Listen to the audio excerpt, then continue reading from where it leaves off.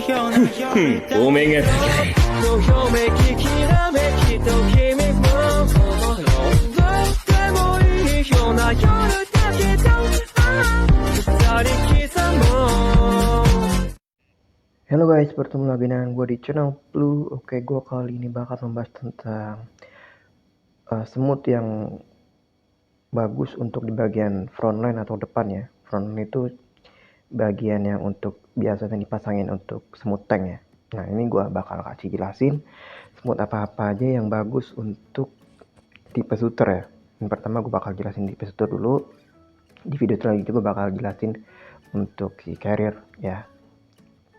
Jadi bagian depan itu sangat penting teman-teman, karena dalam PvP kalau kalian bagian depannya itu lembek atau nggak keras, itu bakal mudah banget dikalahin atau dibit oleh musuh kalian.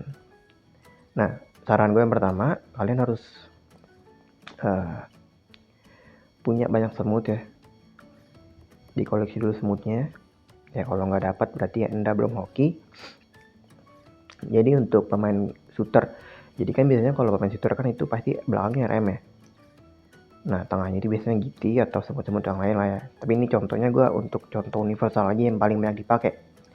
Jadi gue pasangin GT dengan si RM aja untuk di tengah dan di belakangnya. Nah, untuk bagian depan ini banyak banget variasinya. Untuk yang pertama, menurut gue yang paling susah banget dikalahin itu kalau ada si NTA. Nah, NTA ini. Semut NTA ini semut yang sangat-sangat sulit dikalahin untuk pemain carrier untuk ngebitnya ya. Karena di situ dijelasin NTA itu mempunyai skill yang unik. Ya, di skill 2-nya itu dia bakal nambahin speed combat itu 100 untuk level 10-nya. Dan kalau udah dibintangin dia sampai 150. Itu sampai round berakhir ya.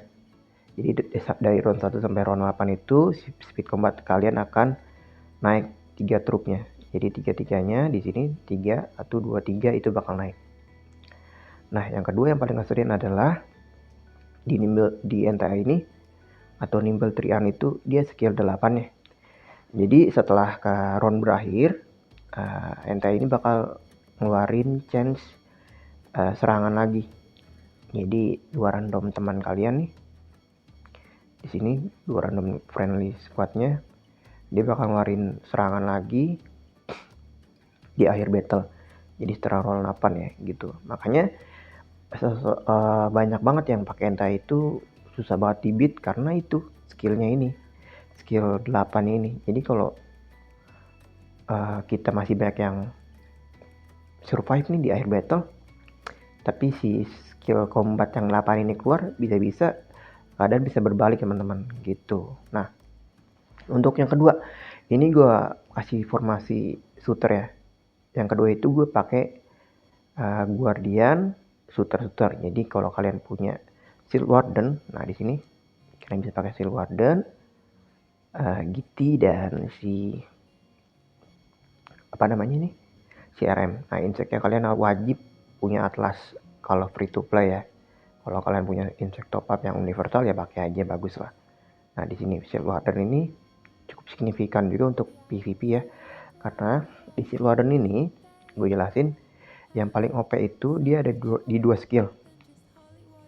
Jadi untuk skill yang pertama itu skill 2-nya dia bakal nge-heal setiap round 2 random teman kalian.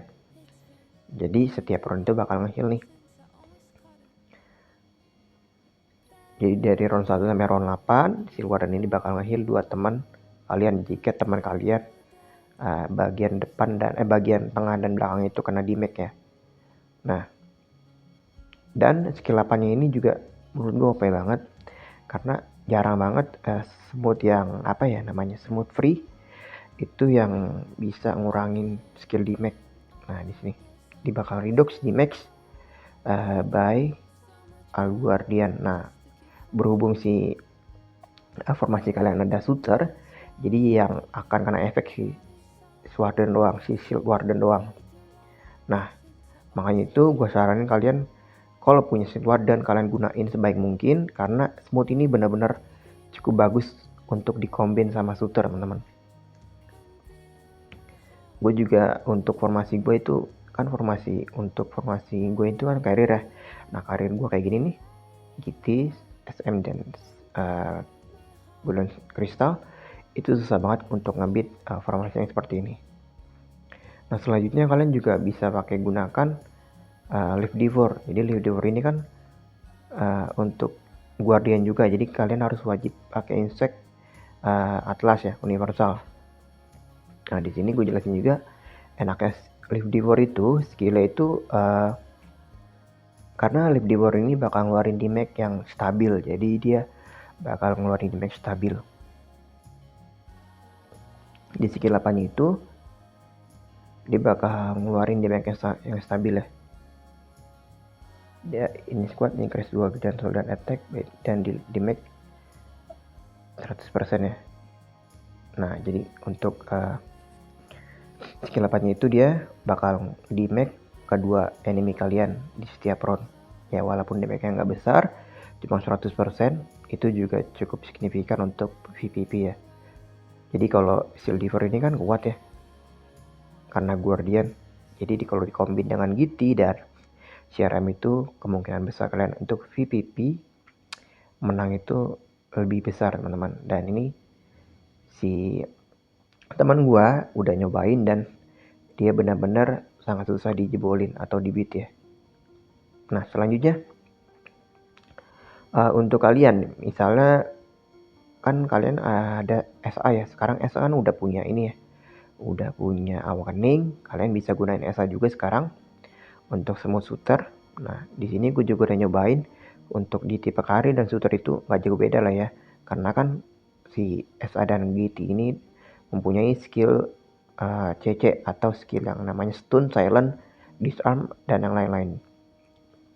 Nah di SA ini gue saranin kalian jangan ditaruh di depan, kalian bisa ditukar di tengah. Karena kenapa? Di skill SA itu skill 5 nya itu butuh prepare turun. Jadi kalau kalian di round 2 atau round 4 udah mati, sayang banget si SA ini, jadi dia nggak bakal bisa ngeluarin damage. Jadi saran gue kalian gunain SA itu di bagian tengah. Tapi kalian juga bisa gunain SA ini di bagian depan teman-teman. Jadi di sini gue juga bakal kasih tahu reportnya. Bentar, gue dikalahin sama seorang yang gunain SA di depan. Nah di sini dia nyerang 2 kali ya. Di sini serangan pertama digagal dan serangan kedua gue yang kalah. Nah di sini dia gunain SA-nya di depan, GT-nya di tengah dan RM-nya di terakhir. Kalian bisa lihat untuk skillnya itu rilisnya 18. Itu benar-benar banyak banget. Gila lah itulah ya. 18 itu banyak banget. Untuk skill gue aja cuma rilis 1, 6, dan 9. Nah oleh sebab itu kalau kalian gunain SA di tengah, bisa kemungkinan besar ngeluarin skill lebih banyak. Dan smooth SA itu menurut gue itu nggak malas-malas banget lah. Di sini chance-nya kalau kalian udah bintangin tuh bakal naik 50% skill 2-nya. Skill 5-nya itu jadi 60%, jadi 65% ya. Dan untuk skill 8-nya itu jadi 40%. Nah skill 8 ini karena Awakening jadi 50% ya. Dia di trigger skill 8-nya plus 10%. Nah oleh sebab itu kalau kalian pasang SA di tengah, ada kemungkinan besar dia bisa nge-heal juga, bisa bertahan lebih lama, dan CRM itu bakal baik-baik aja di belakang sambil fokus damage. Oke, untuk frontline itu bisa gue jelasin itu aja. Nah, kalau kalian punya saran yang lebih atau punya informasi yang lebih baik dari yang gue jelasin barusan, kalian bisa tulis di kolom komentar. Terima kasih sudah menonton dan bye-bye. これが俺の最高地点